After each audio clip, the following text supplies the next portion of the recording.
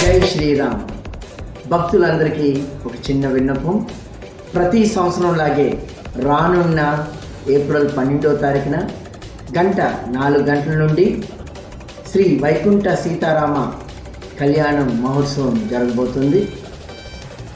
ఈ యొక్క పండుగ శ్రీ వైకుంఠ సీతారామ దేవాలయంలో జరుగుతుంది.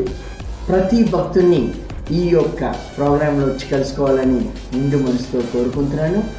సోదరులారా, ఒక్కడిని ఒంటరివాడు అంటారు, ఇద్దరు కలిస్తే స్నేహితులు అంటారు, నలుగురు కలిస్తే పండగ వాతావరణం అంటారు. ఈ పండగ వాతావరణం మీరందరూ వచ్చి కలుసుకుంటేనే అది జరుగుతుంది. మీరందరూ నిండు మనసుతో వచ్చి కలుసుకోవాలని నేను కోరుకుంటున్నాను.